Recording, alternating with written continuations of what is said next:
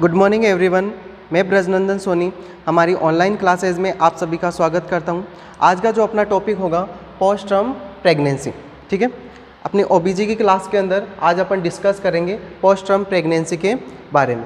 Post term pregnancy किसे बोलते हैं? ठीक है, अगर किसी भी वुमन के अंदर, नॉर्मली मैं आपको बता देता हूँ, अगर किसी भी प्रेग्नेंट फीमेल के अंदर फीमेल की जो प्रेगनेंसी अगर टाइम ड्यूरेशन से, नॉर्मल टाइम ड्यूरेशन है जो प्रेगनेंसी का, नॉर्मल टाइम ड्यूरेशन कितना होता है 37 to 42 वीक। नॉर्मल जो टाइम ड्यूरेशन है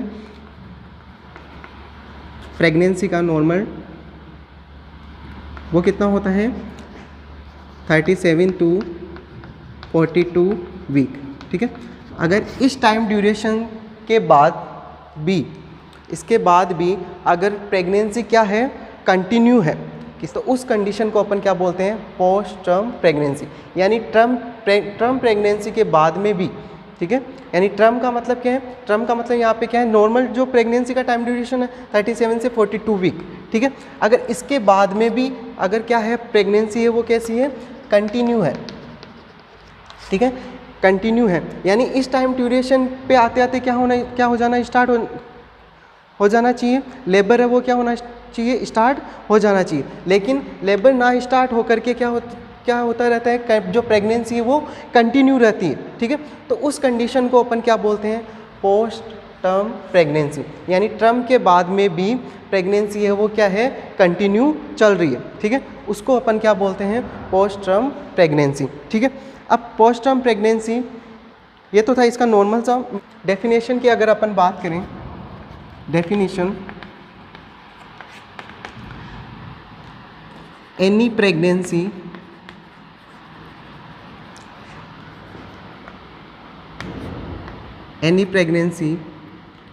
beyond expected date of delivery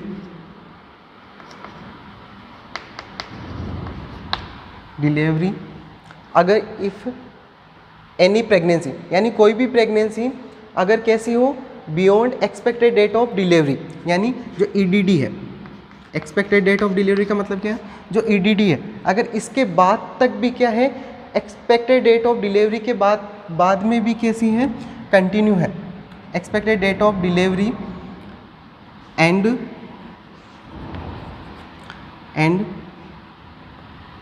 continue after 42 week of gestation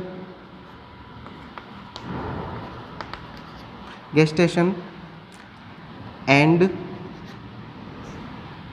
pregnancy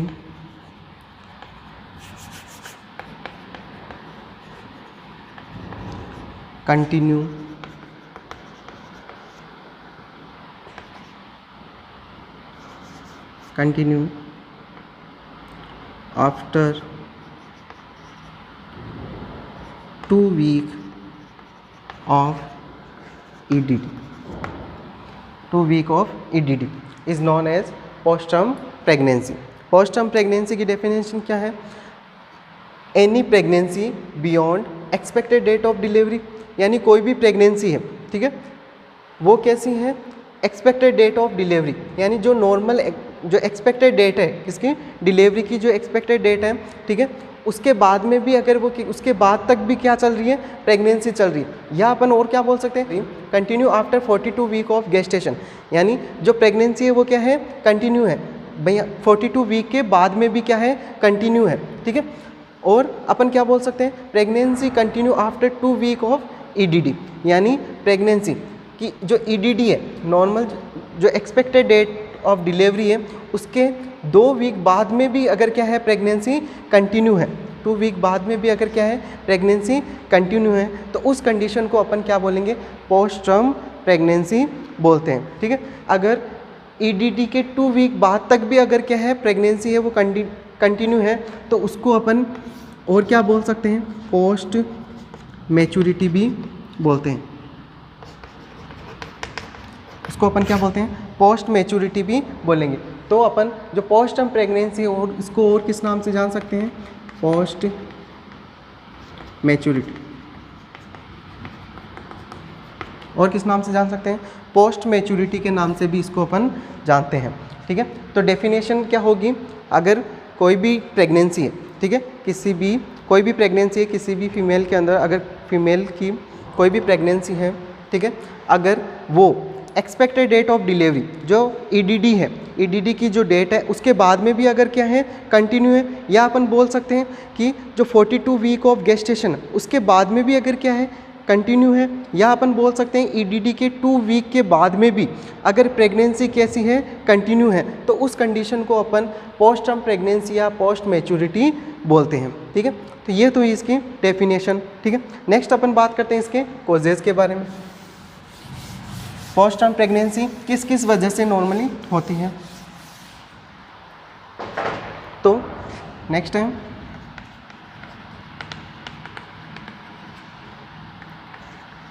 causes. कौन कौन से ऐसे कॉजेज़ हैं जिनकी वजह से पोस्ट टर्म प्रेगनेंसी आपको देखने को मिलेंगी। फर्स्ट कॉज है रॉन्ग डेट। ठीक है, रॉन्ग डेट।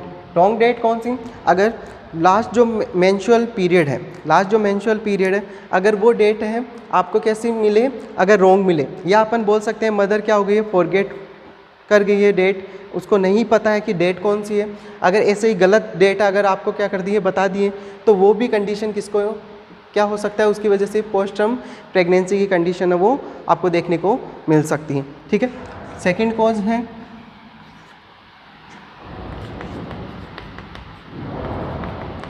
प्रीमीपेरिटी।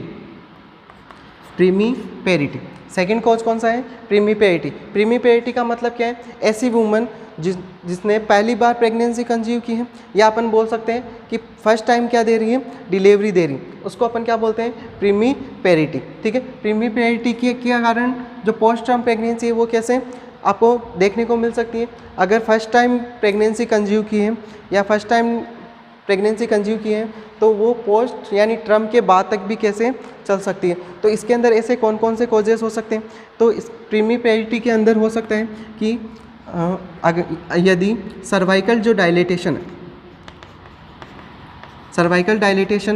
रेट है वो कैसी हो, अगर स्लो हो, सर्वाइकल डायलेटेशन रेट हो वो कैसी हो, स्लो हो, तो उस कंडीशन की उसके वजह से हो सकता है।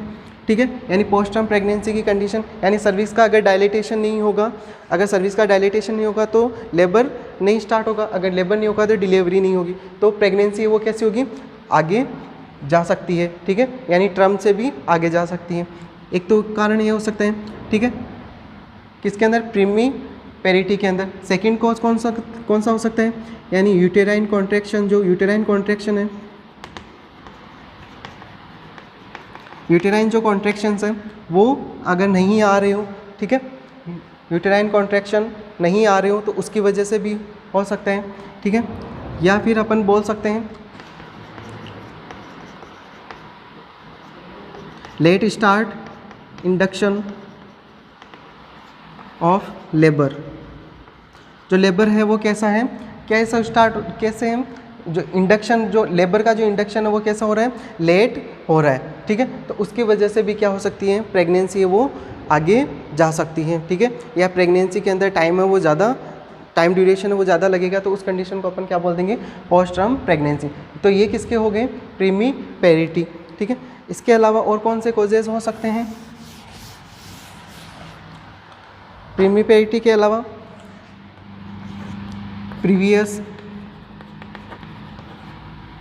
Previous prolong labour. अगर पहले मदर के अंदर क्या रही हो, प्रोलॉन्ग लेबर की कंडीशन अगर रही हो, पहले जब डिलीवरी हुई थी तो उस दौरान प्रोलॉन्ग लेबर रहा हो, ठीक है, तो उस वजह से भी क्या हो सकता है, पोस्ट टर्म प्रेगनेंसी हो सकती है। प्रोलॉन्ग लेबर भी किस वजह से होता है, या तो सर्वाइकल डायलेटेशन प्रॉपर, या जो रेट है वो क्या हो गई हो, स्लो हो गई हो, या अपन बोल सकते हैं यूटेराइन कॉन्ट्रैक्शन या हार्मोनल चेंजेस ठीक है, उनकी वजह से क्या हो सकता है, प्रोलॉन्ग लेबर की कंडीशन आपको देखने को मिल सकती है। तो अगर पहले प्रेगनेंसी से पिछली वाली प्रेगनेंसी के अंदर प्रोलॉन्ग लेबर की कंडीशन रही हो तो उसकी वजह से भी आपको क्या कौन सी कंडीशन देखने को मिल सकती है, पोस्ट टर्म प्रेगनेंसी की कंडीशन देखने को मिल सकती है। नेक्स्ट है प्रीवियस पोस्ट टर्म प्रेगनेंसी, या फिर मदर के अंदर पहले जो प्रेगनेंसी चली थी वो भी कैसी थी, पोस्ट टर्म प्रेगनेंसी थी, ठीक है। तो नेक्स्ट प्रेगनेंसी भी उसके भी किसके चांसेस हो सकते हैं, पोस्ट टर्म प्रेगनेंसी के चांसेस हो सकते हैं, ठीक है। नेक्स्ट है लो एस्ट्रोजन लेवल, लो एस्ट्रोजन लेवल, अगर एस्ट्रोजन का लेवल है वो कैसा हो, कम हो, ठीक है। मदर के अंदर अगर एस्ट्रोजन का जो लेवल है वो कैसा हो, कम हो, ठीक है, तो उसकी वजह से भी क्या हो सकता है, पोस्ट टर्म प्रेगनेंसी की कंडीशन आपको देखने को मिल सकती है, ठीक है। ये हुए इसके कॉजेज। नेक्स्ट अपन बात करते हैं इनके डायग्नोसिस कौन कौन से हो कैसे अपन पता लगाएंगे कि पोस्ट टर्म प्रेगनेंसी है, कैसे डायग्नोज करेंगे। फर्स्ट डायग्नोसिस के अंदर फर्स्ट है मेंस्ट्रुअल हिस्ट्री। अपन क्या लेंगे, मेंस्ट्रुअल हिस्ट्री लेंगे, ठीक है।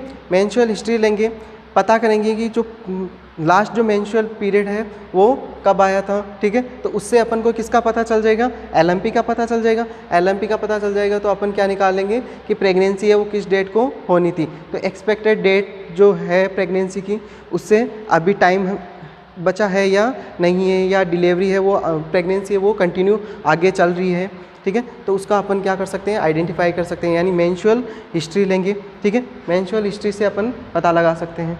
सेकंड वेट रिकॉर्ड, यानी मदर का जो वेट है वो अपन क्या करेंगे, रिकॉर्ड करेंगे, ठीक है। वेट देखेंगे, क्योंकि प्रेगनेंसी के अंदर जो नॉर्मली जो वेट गेन होता है वो कितना होता है, 11 kg होता है नॉर्मली, ठीक है। और क्या देखेंगे,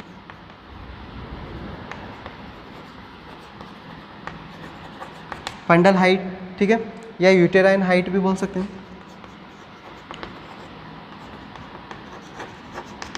यूटेराइन हाइट है वो अपन क्या करेंगे, देखेंगे कि फंडस की हाइट है वो कितनी है, ठीक है, उससे अपन पता लगा देंगे। Examination of cervical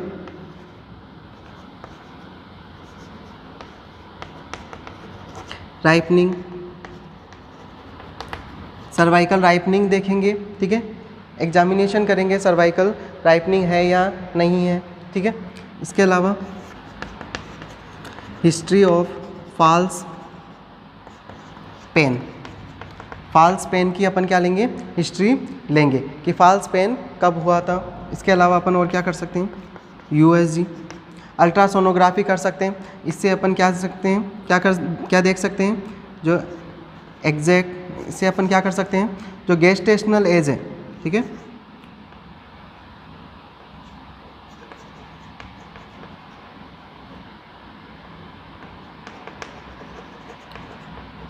gestational age है उसको अपन क्या कर सकते हैं, यहाँ पे आइडेंटिफाई कर सकते हैं, एलएमपी का पता लगा सकते हैं, या गेस्टेशनल एग्जैक्ट जो गेस्टेशनल एज है वो कितनी है वो अपन यूएसजी के द्वारा पता लगा सकते हैं। तो इसके द्वारा इन डायग्नोसिस से अपन क्या कर सकते हैं, पोस्ट टर्म प्रेगनेंसी का आइडेंटिफाई कर सकते हैं।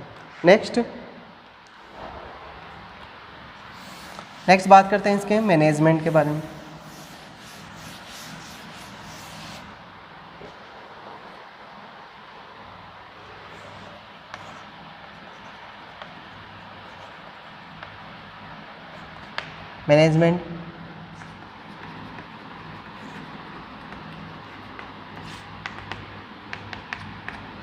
मैनेजमेंट, ठीक है। तो अगर अपन मैनेजमेंट करेंगे, सबसे पहले जो फीटस है, फीटस की मैच्योरिटी है उसको अपन क्या करेंगे, एंश्योर करेंगे। मैनेजमेंट करने से पहले, पोस्ट टर्म प्रेगनेंसी का मैनेजमेंट करने से पहले अपन क्या करेंगे, देखेंगे फीटल मैच्योरिटी,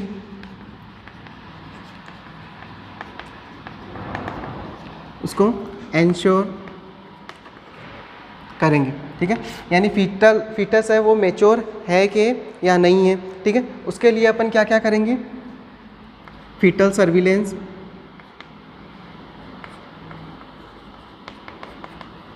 फीटल सर्विलेंस, ठीक है।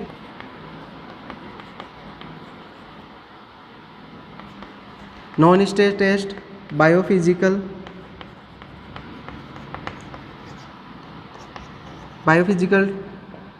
एग्जामिनेशन और यूएसजी। क्या करेंगे, फीटल मैच्योरिटी को इंश्योर करने के लिए अपन क्या क्या करेंगे, फीटल सर्विलेंस करेंगे, ठीक है। फीटस का पूरा कंप्लीटली क्या करेंगे, चेकअप करेंगे।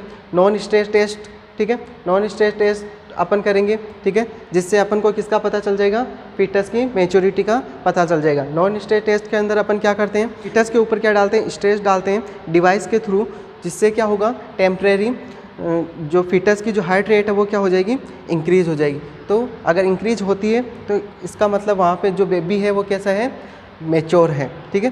तो नॉन स्टेज टेस्ट अपन करेंगे। बायोफिजिकल एग्जामिनेशन करेंगे, जैसे अबगार स्कोर करते हैं वैसे ही अपन बायोफिजिकल एग्जामिनेशन करते हैं फीटस के लिए, ठीक है, फीटस की मैच्योरिटी चेक करने के लिए। और इसके अलावा अपन क्या करेंगे, यूएसजी करेंगे। अगर अपन यूएसजी करेंगे तो आपके सामने दो कंडीशन आपको देखने को मिलेंगी, ठीक है। कौन कौन सी, एक तो कॉम्प्लिकेटेड और एक कौन सी, अनकॉम्प्लिकेटेड।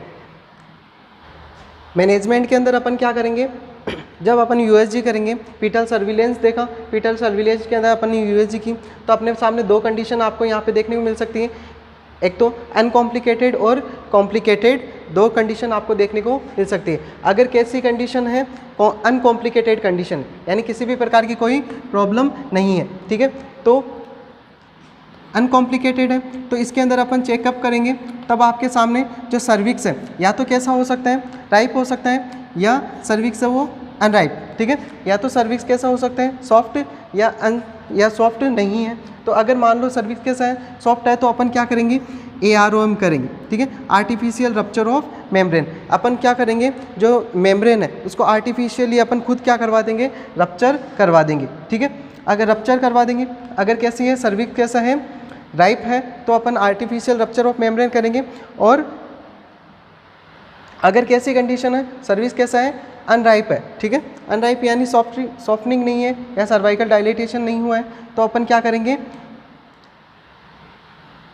प्रोस्टाग्लैंडिन E2 अल्फा देंगे, ठीक है, प्रोस्टाग्लैंडिन देंगे, ये क्या करवाएगा, सर्वाइकल राइपनिंग करवाएगा, ठीक है, ठीक है। सर्वाइकल जैसे ही राइपनिंग हो जाएगी तो उसके बाद में अपन क्या करेंगे, AROM करेंगे, आर्टिफिशियल रप्चर ऑफ मेम्ब्रेन, ठीक है। आर्टिफिशियल रप्चर ऑफ मेम्ब्रेन करेंगे तो वहाँ से फ्लूइड लीक आउट होगा, तो जो फ्लूइड होगा वो अगर कैसा है, एमनियोटिक फ्लूइड, जो एमनियोटिक फ्लूइड है वो कैसा होगा, अगर क्लियर लिक्वियर है, ठीक है, अगर क्लियर है तो अपन क्या देंगे, ऑक्सीटोसिन लगाएंगे और नॉर्मल वेजाइनल डिलीवरी है वो क्या करवा देंगे, कंडक्ट करवा देंगे। ये कौन सी कंडीशन के अंदर, अनकॉम्प्लिकेटेड, अगर किसी भी प्रकार की क्या नहीं है, कोई कॉम्प्लिकेशन नहीं है, ठीक है। सिर्फ अगर सर्वाइकल डायलिटेशन हुआ है या सर्विक्स राइपनिंग अनराइपनिंग है तो अपन क्या दे सकते हैं, यहाँ पे प्रोस्टाग्लैंडिन E2 अल्फा देंगे, जिसकी वजह से क्या हो जाएगा, सर्वाइकल की सर्विक्स की राइपनिंग हो जाएगी और AROM करवाएंगे, ठीक है। और अपन क्या कर देंगे, लिक्विड चेक करेंगे, एमनियोटिक फ्लूइड है वो देखेंगे, अगर उसके अंदर किसी भी प्रकार का कोई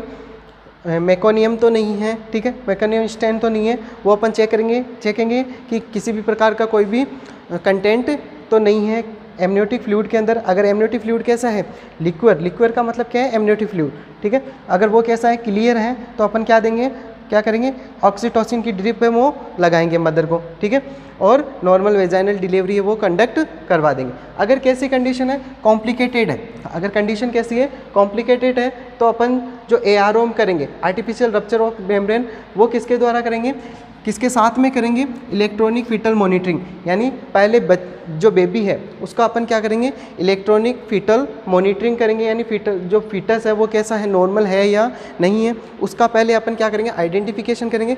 उसके साथ में ही अपन क्या करेंगे, अगर नॉर्मल है तब अपन क्या करेंगे, आर्टिफिशियल रप्चर ऑफ मेम्ब्रेन उसके साथ में ही करेंगे। तब अपने सामने दो कंडीशन आ सकती है, ठीक है। जैसे ही अपन आर्टिफिशियल रप्चर ऑफ मेम्ब्रेन करेंगे तो लिक्विड के अंदर क्या हो सकता है, मेकोनियम स्टेन, ठीक है। मेकोनियम क्या होता है, जो बेबी का फर्स्ट स्टूल है जो पास आउट करता है उसे क्या बोलते हैं, मेकोनियम। तो एमनियोटिक लिक्विड मतलब एमनियोटिक फ्लूइड, जो एमनियोटिक फ्लूइड के अंदर अगर क्या है फर्स्ट स्टूल अगर आ रहा है, ठीक है, तब अपन क्या करेंगे, एमनियो इन्फ्यूजन, यानी एमनियोटिक फ्लूइड है वो क्या करवाएंगे, इन्फ्यूज़ करवाएंगे, ठीक है।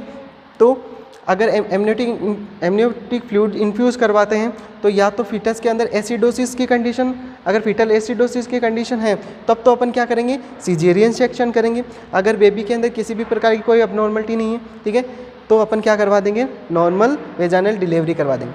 अगर यहाँ पे क्या था, मेकोनियम स्टेन था, ठीक है।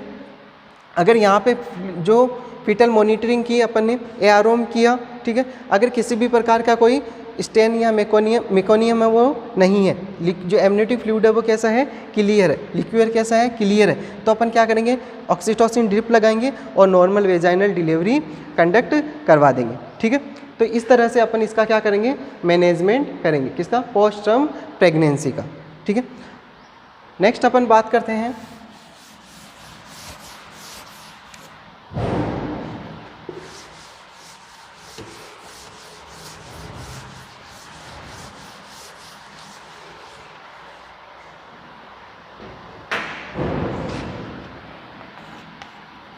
Condition of baby after birth.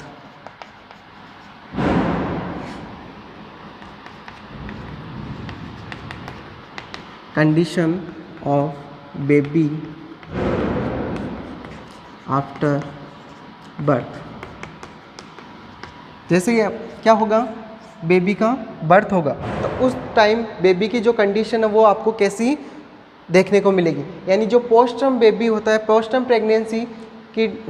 Pregnancy जब होती है तो उसके अंदर यानी नॉर्मल टाइम ड्यूरेशन जैसे ज़्यादा टाइम ड्यूरेशन लग रहा है, प्रेगनेंसी ज़्यादा टाइम समय के लिए चल रही, समय से चल रही है, ठीक है। तो अगर ऐसे बेबी की अगर क्या हो, डिलीवरी हो, तो उसकी कंडीशन है वो आपको क्या क्या, उसके अंदर आपको क्या क्या देखने को मिलेगा।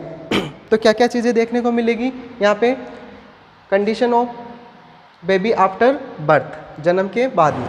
तो बेबी कैसा दिखेगा, looking thin and old.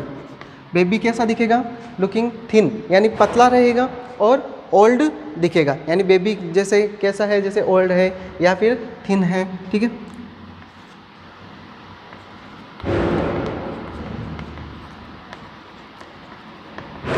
Skin के ऊपर आपको रिंकल्स दिखाई देंगे, ठीक है, जो फॉल्ट्स है वो दिखाई देते हैं, कहाँ पे, स्किन के ऊपर।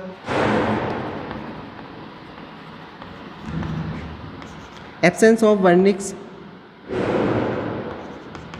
कैसियोसा,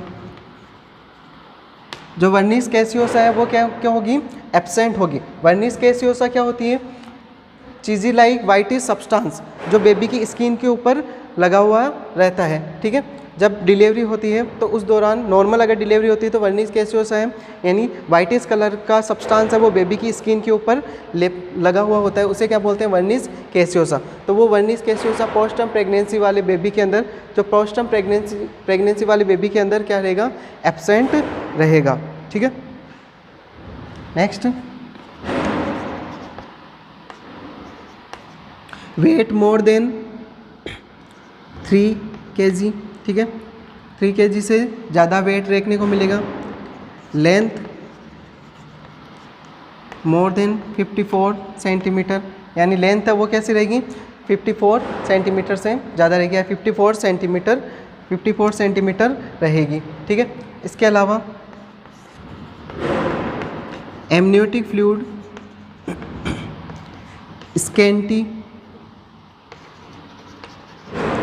स्कैंटी एंड मे बी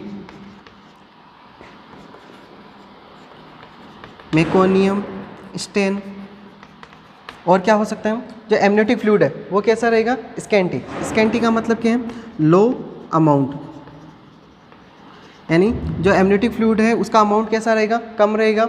और क्या हो सकता है, मेकोनियम स्टेन है वो भी वहाँ पे प्रेजेंट हो सकता है, ठीक है। एंड जो बेबी का जो फर्स्ट स्टूल है वो देखने को मिल सकता है, ठीक है, amniotic fluid. Next 7, ageing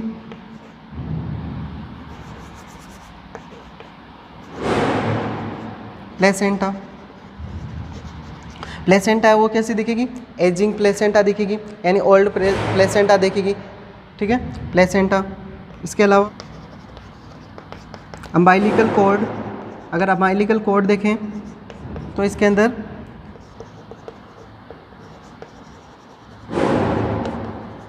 low quantity of वाटन्स jelly. जो वाटन्स जेली है वो उसकी क्वांटिटी है वो कैसी देखने को मिलेगी, लो या कम अमाउंट के अंदर देखने को मिलेगी। कहाँ पे, जो अम्बाइलिकल कॉर्ड है। वाटन्स जेली है वो क्या करती, किसके अंदर हेल्प करती है, ये जो ट्विस्टिंग होती है, ठीक है, या अपन बोल सकते हैं नोट्स जो बनते हैं किसके अंदर, अम्बाइलिकल कॉर्ड से, उसको उसके अंदर उससे क्या करती है, ये प्रिवेंट करती है, यानी नोट बनने से प्रिवेंट करती है, ठीक है।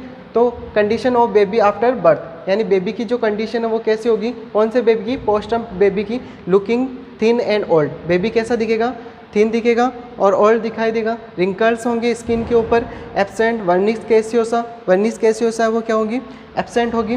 वेट है मोर देन 3 kg, लेंथ की भी क्या होगी, ज़्यादा देखने को मिलेगी, 54 सेंटीमीटर। एमनियोटिक फ्लूइड है, एमनियोटिक फ्लूइड है वो कैसा होगा, लो अमाउंट यानी स्कैंटी, या फिर उसके अंदर मेकोनियम स्टेन है वो भी आपको देखने को मिल सकता है। प्लेसेंटा की एजिंग प्लेसेंटा देखने को मिलेगी, ठीक है। और अम्बाइलिकल जो कॉर्ड है, अम्बाइलिकल कॉर्ड के अंदर जो वाटन्स जेली है वो उसके अमाउंट है वो भी, या क्वांटिटी है वो भी क्या देखने को मिलेगी, कम आपको देखने को मिलेगी, ठीक है। तो ये कंडीशन आपको जो देखने को मिलेगी इसके अंदर, पोस्ट टर्म जो बेबी होता है उसके अंदर, ठीक है। तो ये छोटा सा टॉपिक था post term pregnancy. I hope कि आपको समझ में आया होगा। इम्पॉर्टेंट टॉपिक है, एग्ज़ाम में पूछा जाता है। Thank you.